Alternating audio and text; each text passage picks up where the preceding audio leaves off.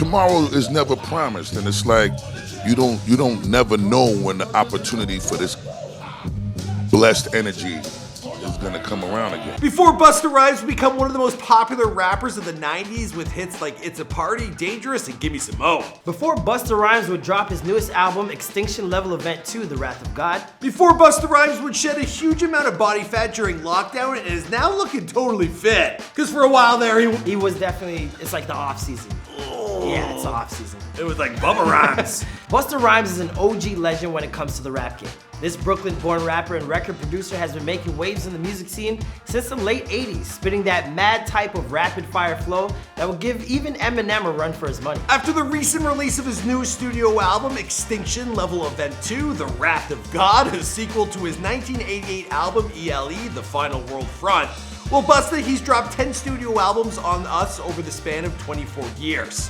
And boy, is a title like that ever appropriate for a world we're living in today. Definitely. Yeah. Busta has come a long way from his early days as founder of the group Leaders of the New School to being one of the go-to featured artists of the hip-hop boom of the 90s. With a career as lengthy as his own, it's bound to be marked by ups and downs, and Busta has had his fair share of his wins and losses. There have been run-ins with the law and a recent hiatus that lasted up until his most recent album drop.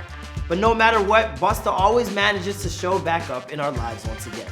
And he's always looking like a different guy. Yeah, he really jacks up. Kudos to him. What's going on, guys? It's your boy Michael McCrudden. And I'm Marlon Palmer. And as you may have noticed, I've been getting some help on this channel because I feel like Busta. I've been doing this for a long time. You've been in it for a minute. You've been in it for a minute. So Marlon's taking over this video. I'm getting out of here. I gotta get my walking cane. Yeah. Thanks, bro. Go get your pills, get some naps, get some sleep. Oh, man! What's poppin', guys? And like we said, we are here with the life and career of Busta Rhymes, here for you on Before They're Famous. A few of the recent drops on this channel is rapper Dookie and an update on Metro Boomin. All right, let's get into the story.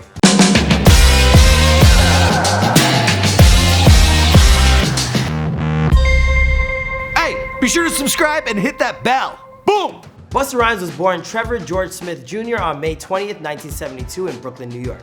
His parents, named Geraldine and Trevor Sr., were immigrants from Jamaica, and they raised their son in the neighborhood of East Flatbush. As a teenager, Busta attended George Westinghouse High School, located in downtown Brooklyn, a school with a pretty prolific alumni list, including greats like Jay-Z, DMX, and the notorious B.I.G.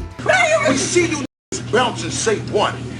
You ain't even got no kind of line of credit in the hood that you from. It's even a place that Busta has returned to time and time again after achieving his fame, so as to give back in the best way he possibly can, by educating the youth. Don't get disrespectful, man. Don't play with me. I'm not no young little boy. For real. Alright? Respect me, because I'm respecting everybody here. I ain't gotta be here, dude. Don't disrespect me. Unfortunately for Busta, his parents split up when he was still quite young. He moved with his mom to the town of Uniondale in Long Island, but his dad stayed behind in Brooklyn. And while you can take the boy out of the city, well, you can never really take the city out of the boy. Being a native New Yorker, Busta had the privilege to witness hip-hop's formative years firsthand, and when he was still just a kid. Musical acts like Cold Crush Brothers and the Force MDs, Busta actually got to see live and in person as they rap battled one another on the streets of New York. This instilled a passion for music in him that's still burning bright inside him to this very day. It was thanks to those influences that Busta worked his ass off to become the superstar he would turn into. It didn't even matter that he wasn't living in New York anymore. Even from Uniondale, Busta found a way to network, meeting up with other rappers like Charlie Brown, Dinko D, and Comp Monitor Milo, who in 1989 he would go from Leaders of the New School with. The group was signed with Elektra Records and their debut album was titled Future Without a Past, which dropped in 1991. Unfortunately, by 1993, the group was no more. Well, me and Leaders wasn't getting along from before the first album. We broke up before the first Leaders album came out. That's why if you go on the first Leaders album, you hear Too Much on My Mind, I don't got a verse on it. Alone and without a group, Busta was faced with the proposition of having to make it in the cutthroat music industry on his own. Thankfully, he was more than up to the task. He found himself a few features on a Tribe Called Quest song, Scenario, and now the legendary remix, Flavor in the Air, featuring Craig Mack, LL Cool J, and Biggie Smalls. By 1996, Busta had enough cred to drop his own debut solo album, The Coming, which featured some hit tracks like Woo-Ha! And It's a Party. Around that time is when Busta also created his own label, calling it Flip Mode at first, but it would later be renamed to the Conglomerate in 2011. Over the next handful of years, Busta would drop album after album, basically releasing one a year until 2002 when he unleashed It Ain't Safe No More. All of his albums up until that one went platinum, but after It Ain't Safe, his album sales began to decline a bit, and a new Busta album would only appear every 3 to 4 years until his recent near-decade-long hiatus. Now that he wasn't making music as regularly as he was before, the early 2000s was when Busta Rhymes decided to diversify his career and become an actor. Stay the out of movies! Who the hell told you could act? He had dabbled previously with the art in the 90s with films like Higher Learning and providing the voice to the Rugrats movie. But in films like Finding Forrester, Narc, and Halloween Resurrection is where Busta really tried to leave his mark as an actor.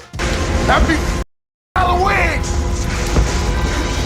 To be honest, it never really happened for him. By 2004, he was lending his voice to the video game Def Jam Fight for New York, and he signed with Dr. Dre's Aftermath Records, releasing The Big Bang in 2006. That album would sell well enough to go gold, but wouldn't reach the heights of his early work. Then came 2006 when the rapper was arrested for attacking a man who allegedly spit on his vehicle while driving around in New York City. Charges were filed after the police found a machine inside Busta's car. I assume he tried to pass it off as a movie prop that he stole from a set of Halloween, but my guess is the cops weren't really buying that. About a year later, there would be a subsequent arrest after a fight between the MC and his former driver. Busta pleaded guilty to that incident and was sentenced to 3 years probation, as well as anger management courses.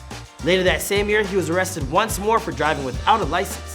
By 2009, he was ready for his comeback, dropping Back on My BS. But the album would receive mixed reviews and sold to extremely low numbers, especially when compared to Busta's early work. A few years later, he tried to make a comeback again with Year of the Dragon, but the release of that album was really bungled. It was originally dropped on Google Play and received minimal attention from fans and critics. These days, it's pretty hard to find the album on any reputable streaming platform. Since the release of that album, Busta has kept a pretty low profile. He's appeared in a few television series, usually as himself, and he's remained engaged with his fans across social media. He's also been putting in the work again in more ways than one.